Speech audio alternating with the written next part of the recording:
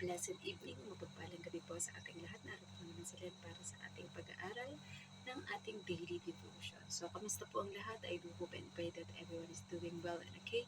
And katapos lang po nating makinig ng Thursday devotion na ating church dito sa Hong Kong, which is ang Alive in Christ Hong Kong. So, thank you to Pastor Susan for the added knowledge and wisdom from the life of Enoch or Enoch kung tawagin, di ba? Na kung saan we know the special part that he had done sa being part of the Old Testament and then ng New Testament. Ayan, nakita siya, isa sa nalaman natin na knowledge is even if he lived like 365 years, but all his life he has been serving and walking with the Lord. Not like his father and his son na nabuhay man ng 900 years pero never silang nabanggit sa Bible as to what they do for the purpose of glorifying the Lord. So bago tayo dumako sa ating share ng devotion video, huwag po natin kakalimutan ang manalangin at magpasalamat sa ating Panginoon. Lalo higit sa lahat yan, na huwag kakalimutan. Amin namin Diyos na makapangyarihan sa lahat. Pinupuri at pinasasalamatan ka po namin sa oras na ito, Panginoon, at sa bawat araw ng aming buhay.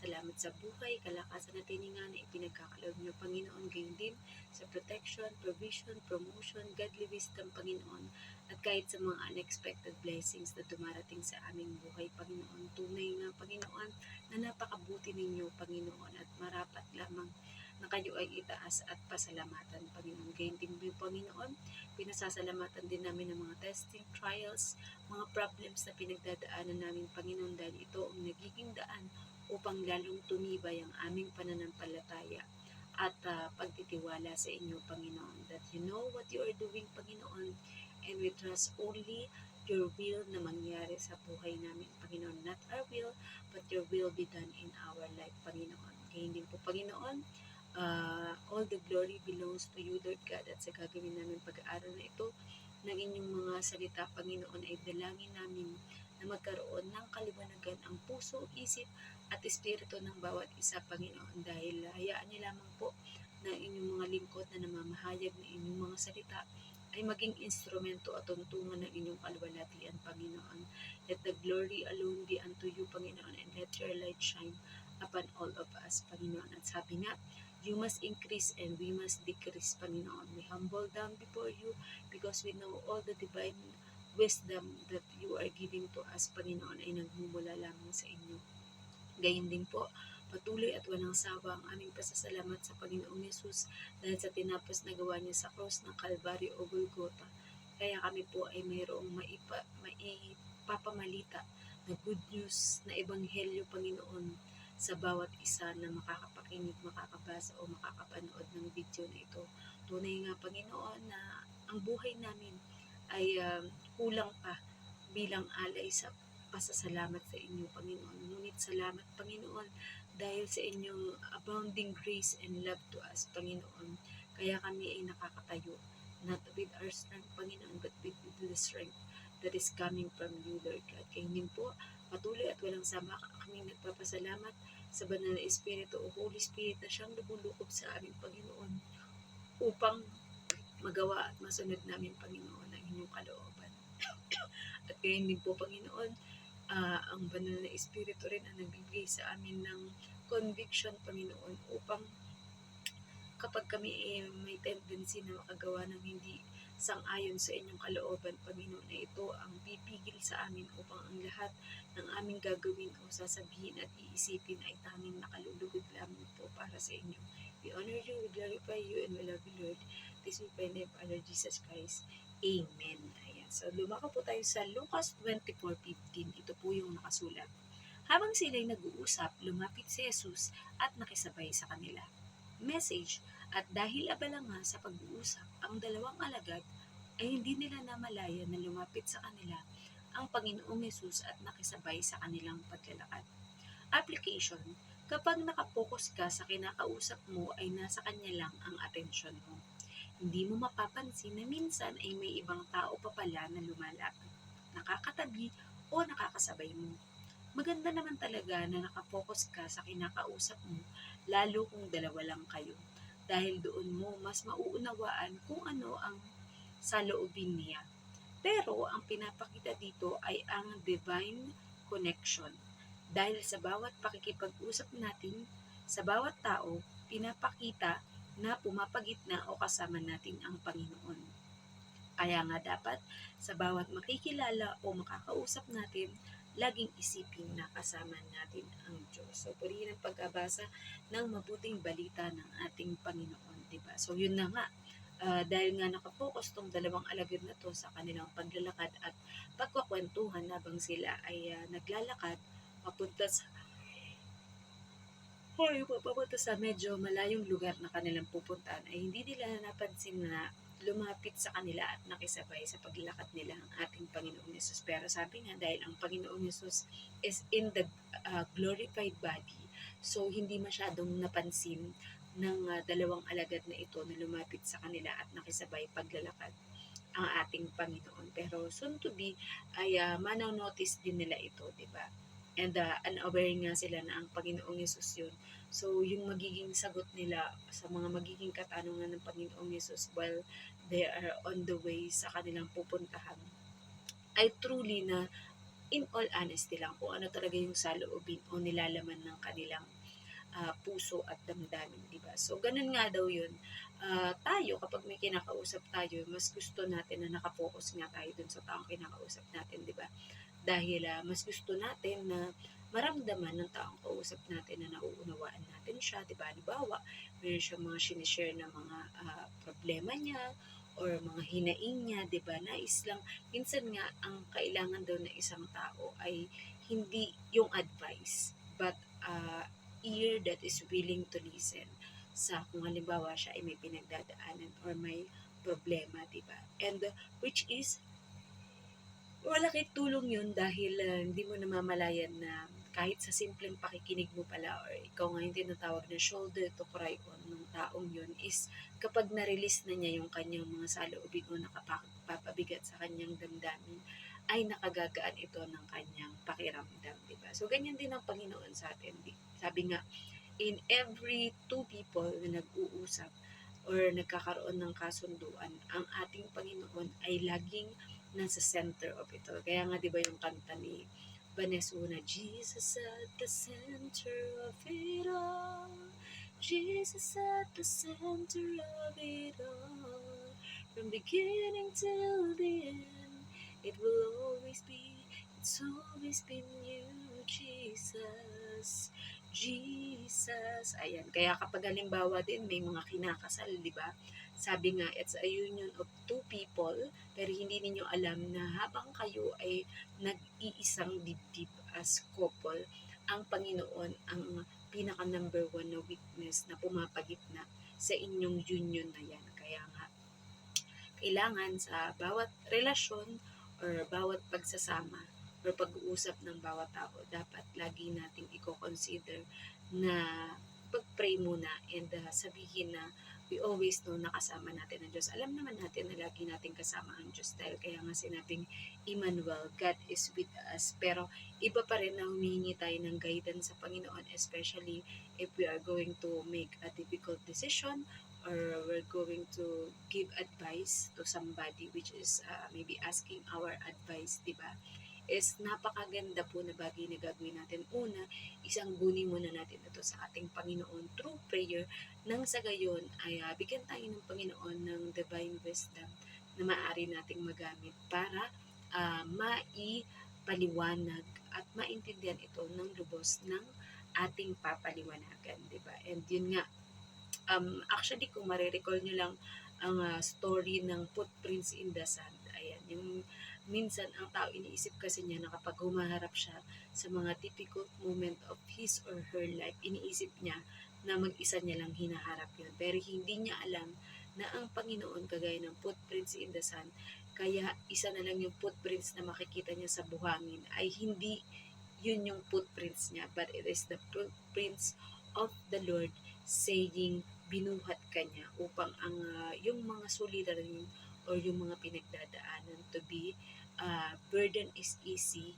and for the yoke I will give you is easy and my burden is light. Kaya nga, di ba yung sa kantang sa Bible verse na, "Come to me all of you who are tired and heavy laden, and I will give you rest." Ayan. At ang ating Panginoon, kahit kailan, never tayong iniwan. The Lord will never leave us nor forsake us.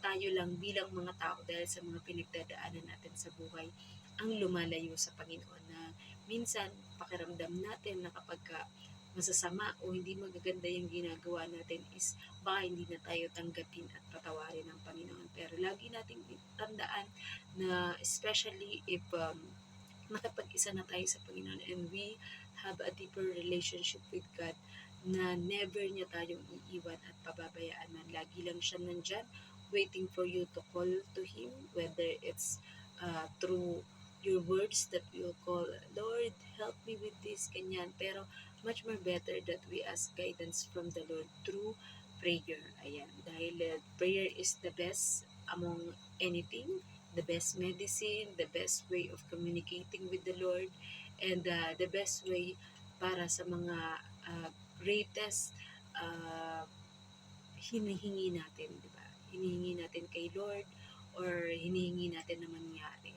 But with our prayer, let us all be humble to what will be the answer of the Lord, because we know that is the best answer that we can have. And maybe it teaches us how to be patient, how to be keep trusting the Lord, and always keeping our faith stronger in the Lord. So, ayan po, na po ay mayroon tayong natutunan, and be a blessing to everyone, mga lahat ng makakausap, makikilala natin o makakadaog pang palad natin.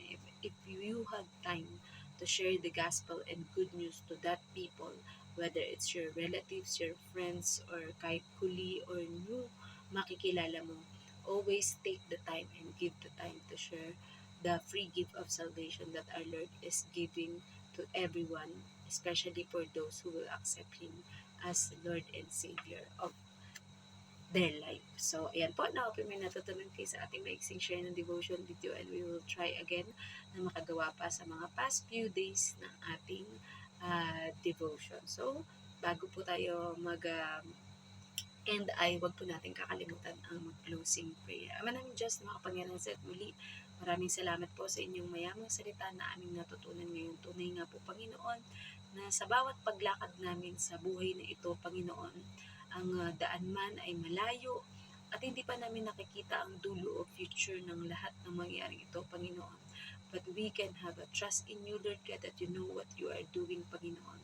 At kagaya sa nabasa namin na ito, Panginoon, na hindi lamang ninyo kami sinasamahan at sinasabayan sa paglakad, Panginoon, ngunit binubuhat niyo pa kami upang ang aming mga pasanin ay maging magaan, Panginoon.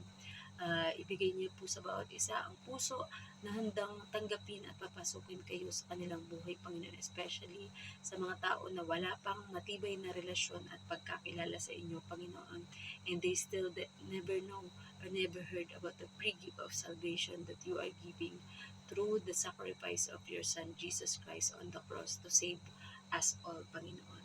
At nawa, we might be bold enough, Panginoon, and have the courage na ibahagi ito sa lahat ng tao na mga makakasalamuha namin, Panginoon. Empower us, strengthen us, Lord God, for us to do that. And Lord God, tinatanayin ko po ang lahat ng mga tao, Panginoon, na dumadanas ng mga pinansyal na problema, Panginoon.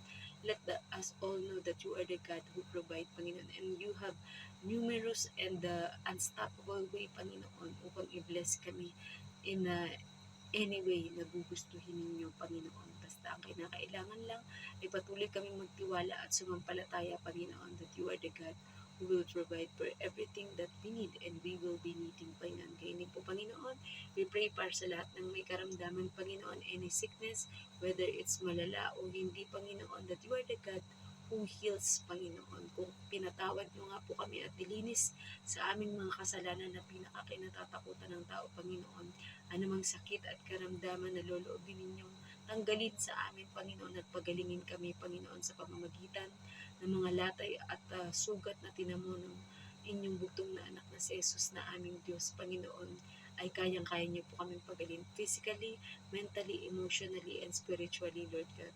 At kung ang magiging solusyon po, Panginoon, ay ang panghabang buhay na kagalingan sa pamamagitan ng paglisan sa mundong ito ng mga kakilala namin o mahal namin sa buhay, Panginoon. I give the comfort sa mga maiiwanan, Panginoon. And let us all know and believe, Panginoon, na they are in a safer place in your kingdom, Panginoon.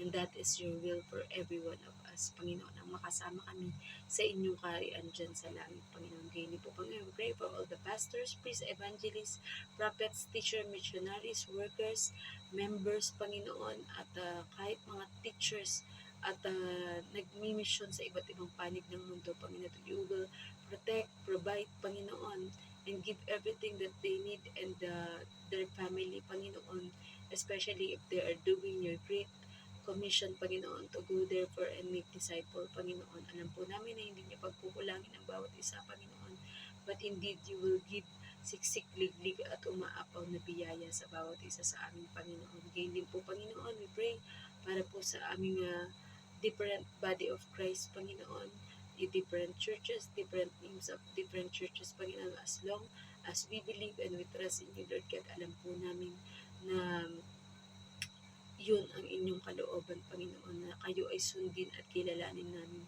sa aming buhay at maghari ka sa amin, Panginoon, as the King of Kings and Lord of Lords, Panginoon. Ngayon din po, Panginoon, we pray, Lord God, para sa aming bansang Pilipinas, Panginoon, na ang nangyayaring ito, Panginoon, na pagkakabulgar, Panginoon, ng mga ginagawang anomalya, korupsyon, Panginoon, at mga krimen, Panginoon, ay magiging daan upang magrepent, Panginoon, magbalik loob sa inyo ang bansang Pilipinas, ang bawat mamamayan mula sa pinakamataas na presidente hanggang sa bawat miyembro ng pamilya, Panginoon, na isa sa ayos niyo po, Panginoon, upang sa gayon ay maranasan ng aming bansa, Panginoon, ang economic growth at kaayusan, Panginoon. And we also pray, Lord God, for all the Christians, Panginoon, as we claim to be the only Christian nation in Asia at the whole world, Panginoon, na lahat ng bansa, Panginoon, ay magiging Christian, Panginoon, at sasampalataya at mananalig sa inyo at maipipreach, Panginoon, ang inyong good news sa bawat isa, Panginoon, at yun na nga ay mangyayari na ang muling pagbabalik ng inyong bugtong na anak na si Jesus upang kunin ang mga pinabanal at piniling manalig at sumampalataya sa inyo, Panginoon. We also pray, Lord God, para po sa bansang ito na Hong Kong, Panginoon, na pinagtatrabahuan namin, Panginoon, na hindi niyo po kami dinala dito without a great purpose, Panginoon. At alam po namin na gagamitin niyo kami mightily and effectively, Panginoon, upang ma-reach out ang lahat ng aming mga kapwa at kahit mga ibang lahi, Panginoon, to come to know and to have a deeper relationship with you, Lord God, and to believe in you as the Lord and Savior of our life, Panginoon. Truly indeed, Panginoon, kayo lang po ang may kakayahan na humiko sa puso, isip at espiritu ng bawat isa, Panginoon. At kami lamang po ay mga maging mensahero, messenger, Panginoon, at instrument ng pagpapalawig ng inyong kaharian dito sa mundo, Panginoon. Hindi po, Lord God, we pray for your chosen nation ng Israel, Panginoon, na ang mga Israelita will refuse to obey and to follow any other gods, Panginoon, kung hindi kayo lamang po, Panginoon, and they will accept your Son Jesus Christ as their Lord and Savior, Panginoon, dahil siya ang pinaka karapat dapat na tumubos ng kasalanan sa katauhan at ginawa niya na po yun more than 2,000 years ago, Panginoon. Kaya kami ay malaya na maipahayag at maipakilala siya sa lahat ng mga tao, lahat ng mga bansa at lahat ng mga lugar na maaari namin mapuntahan, Panginoon. Maging ang mga OFW, Panginoon, na pinipiling malayo sa bawat mga mahal sa buhay, Panginoon, alang-alang sa magandang kinabukasan ng kanilang pamilya, Panginoon. At alam po namin na ang mga OFW, Panginoon, na nagnanais na magkaroon ng maunlad na pamumuhay, Panginoon, ay ipagkakaloob niyo po, Panginoon. And there will comes a time, Panginoon, na hindi na magkakalayo-layo ang bawat pamilya, Panginoon, sapagkat sapat na at higit pa ang kinikita namin sa Pilipinas, Panginoon, at lalong higit kaming lahat ay naglilingkod at sumasampalataya sa inyo, Panginoon. At yan lamang po ang aming panalangin, Panginoon. Kung meron man kaming nakalimutang idagdag dito, Panginoon, na alam na namin sinagot niyo na, Panginoon. And we declare all the victory and answered prayer to happen in our life. Ito po ang aming samat na langin sa matabis na pangalan niyo, bugtong na anak na si Jesus. Amen. Good night po sa ating lahat and God bless. Bye-bye!